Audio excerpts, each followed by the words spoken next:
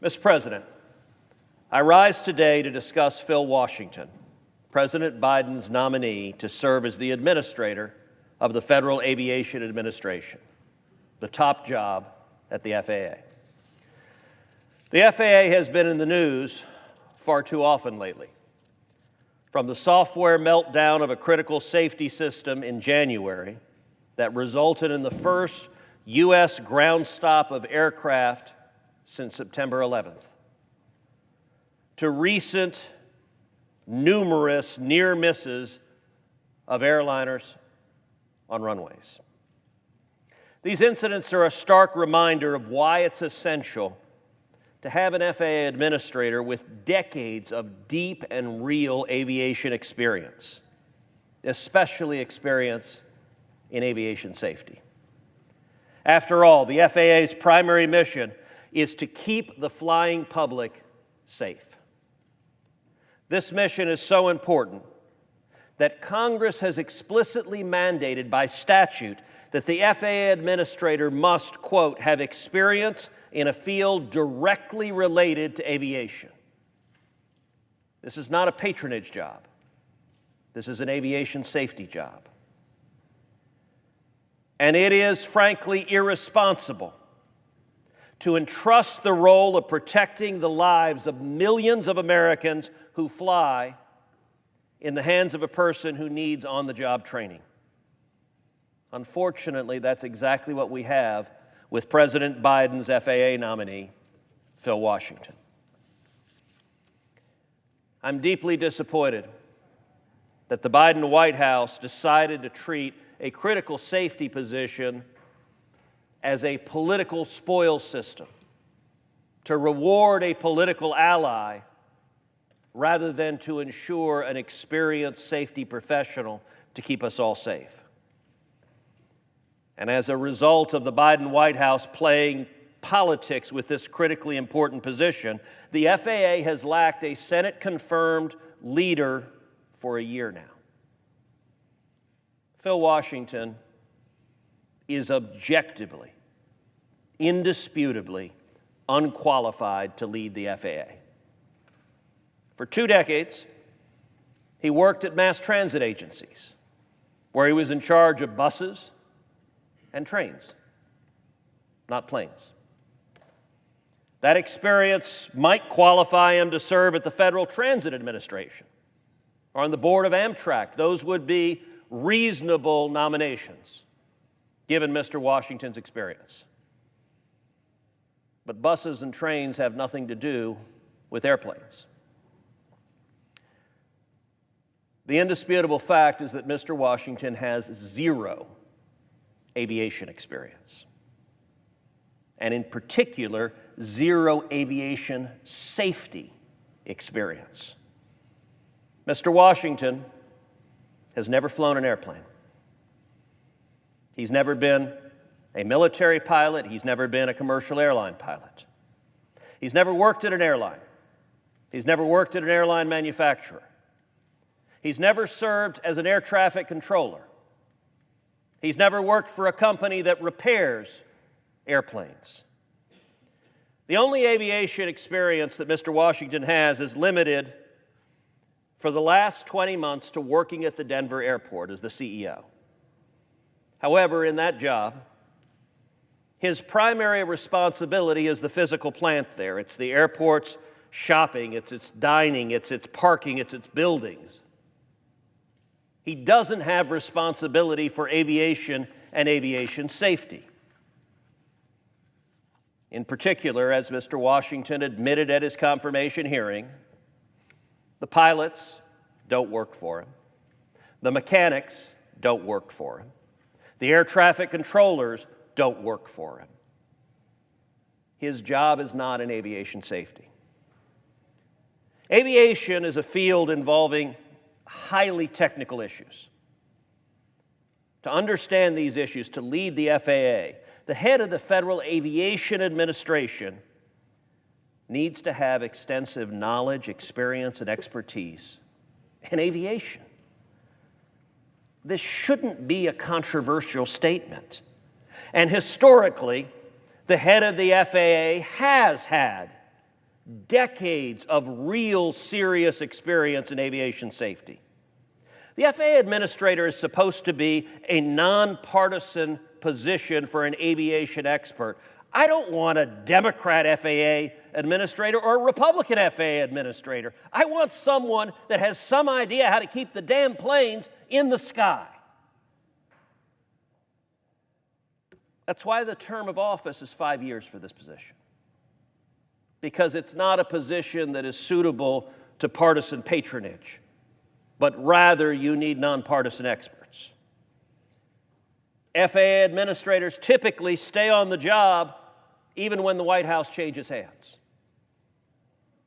This is a job for someone with specialized knowledge needed to ensure the safety of the flying public. I'll readily admit, I'm wildly unqualified to be FAA administrator. No one in their right mind would put me in charge of this agency because I don't have any idea how to fly a plane. I certainly don't know what needs to be done to ensure that they're flying safely. The sad thing is, Mr. Washington doesn't know any more than I do when it comes to this critical, specialized role. Mr. Washington's nomination hearing confirmed what is abundantly clear in his resume, that he lacks any aviation experience. At his hearing, he was unable to answer basic aviation questions, including safety questions, about aircraft certification, about pilot licensing, about airports. I asked Mr. Washington about what caused the 2 tragic accidents with the 737 MAX. He was forced to answer and to say he didn't know. Mr. President, sadly, I believe him. But that's an enormous problem, given that 346 souls were lost in those 2 horrific crashes. An FAA administrator who doesn't know what happened is not qualified to do the job. One of the newest members of the committee, Senator Ted Budd, is a pilot. I would commend you, Mr. President, I would commend anyone, go watch Senator Budd's questioning of Phil Washington. Senator Budd asks him basic questions a pilot should know, basic questions such as how close airplanes are allowed to get on runways. Now, I'll be honest, I have no idea. I'm not a pilot, I'm not an air traffic controller, and I'm not running the FAA. But it's pretty stunning that the person nominated to run the FAA has no idea either.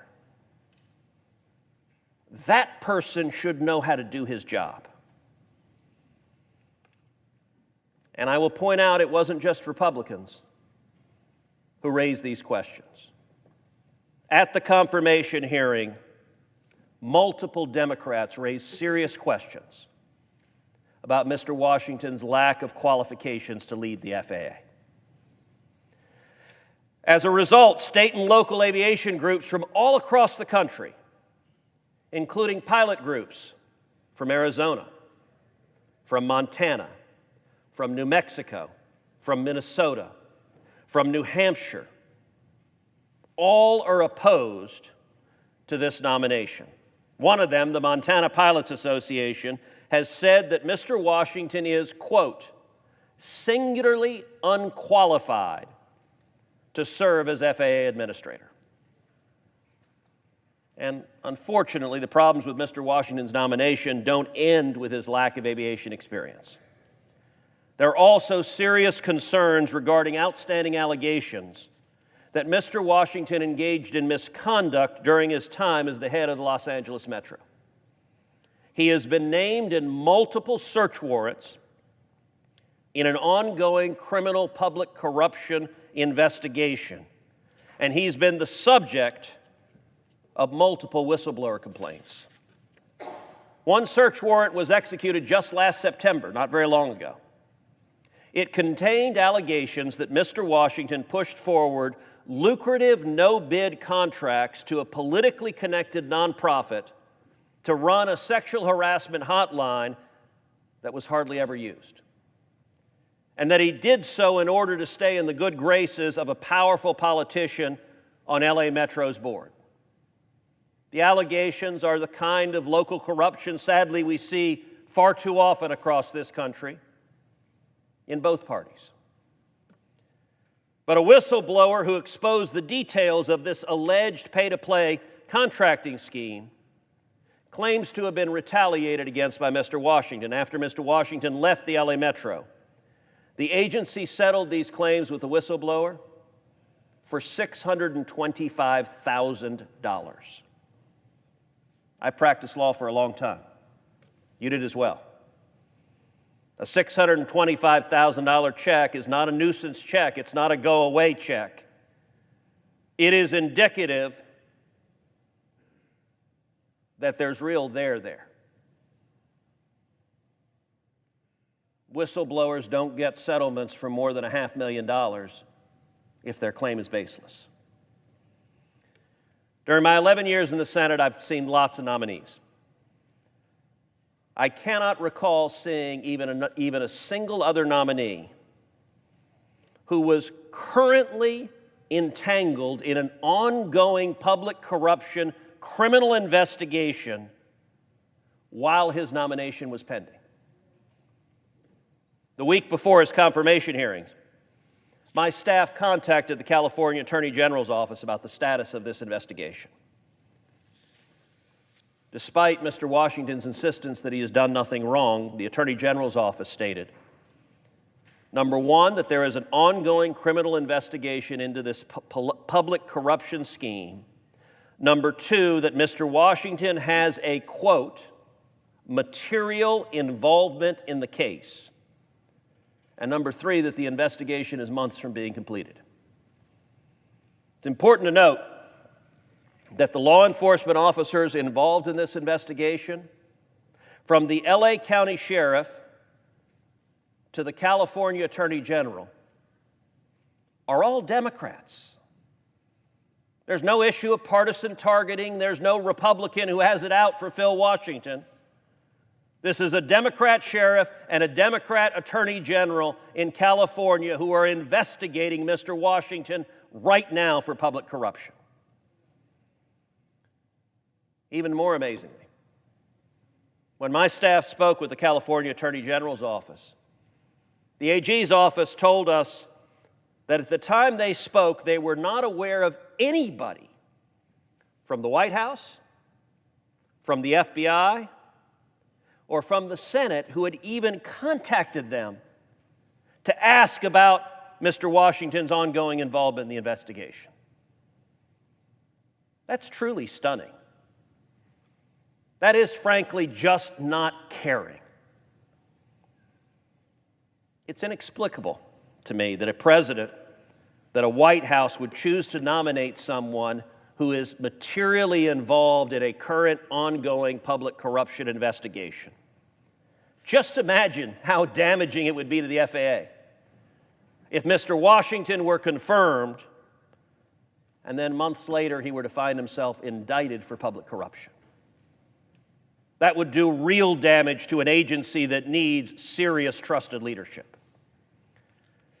The FAA's mission to keep the flying public safe is far too important to have anyone other than a highly experienced aviation expert at the helm.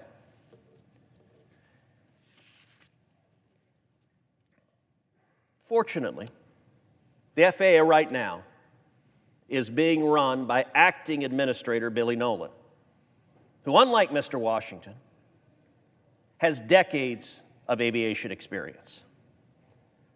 Mr. Nolan has worked as a pilot, he's a seasoned aviation safety executive, and he's been in senior leadership roles at the FAA. At the nomination hearing, and at the hearing that followed the next week with acting administrator Nolan, I suggested an obvious solution. President Biden has already named an acting administrator who is qualified and knows how to do the job. For those that are concerned about racial diversity, both Mr. Washington and Mr. Nolan are both African American. The difference is Mr. Nolan has decades of experience in aviation safety, and Mr. Washington has none. Mr. President, you serve with me on the Commerce Committee. You're the newest member to join the committee. Welcome to the committee. We're glad to have you. I don't believe Mr. Washington's nomination is going to go forward successfully. I do not believe the votes are there. I would suggest, Mr. President, to you and to every Democrat on the committee and in this chamber, if you agree with me, pick up the phone and call the White House. Say, hey, look, don't spend time on a nomination when the votes aren't there. Let's go with someone who knows how to do the job, who's qualified. I stated at the last hearing if Mr. Nolan were nominated, and to be clear, I don't know Mr. Nolan. I don't have a dog in the fight other than I'd like someone who knows how to do this job. But I stated publicly at that hearing that if Mr. Nolan were nominated, that I assumed he would be confirmed quickly and with very significant bipartisan support. That should be our objective for a job like this. And let me say this finally. You know, Mr. President, all 100 of us get on an airplane a lot. It's part of the job serving in the United States Senate. I was on a plane this morning. I suspect you were either this morning or yesterday on a plane. We have millions of Americans who fly every year, who get on planes with their husbands, with their wives, get on planes with their children. And tragically, one of the inevitable realities with that many people flying is that safety is always an issue, and there will be at some point a catastrophic crash.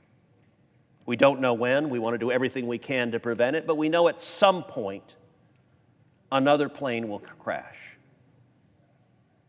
Let me suggest to the members of the Senate, if God forbid that were to happen in the next 2 years, and I pray that it does not, I can tell you I certainly wouldn't want to be a senator who voted to confirm an administrator of the FAA who's never flown a plane, who doesn't know anything about aviation safety, and has no idea why the plane crashed.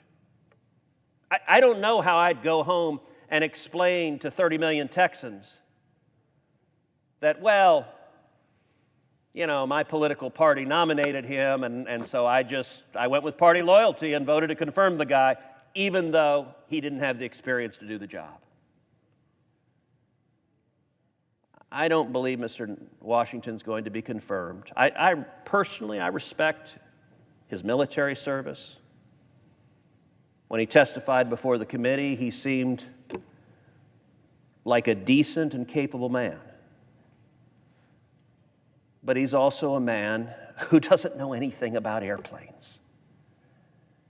And if there's any job in the entire federal government where you need to know not just something about airplanes, a lot about airplanes, it is to be the administrator of the FAA. We need a Senate-confirmed leader in this job quickly, and I would urge the President withdraw this nomination and nominate either Acting Administrator Nolan, or if not him, somebody like him with decades of real experience so that we can have a Senate-confirmed leader with the knowledge and judgment and expertise to do everything humanly possible to keep your family safe and my family safe and to keep the flying public safe. We have a responsibility. We have a responsibility to do this right. I yield the floor.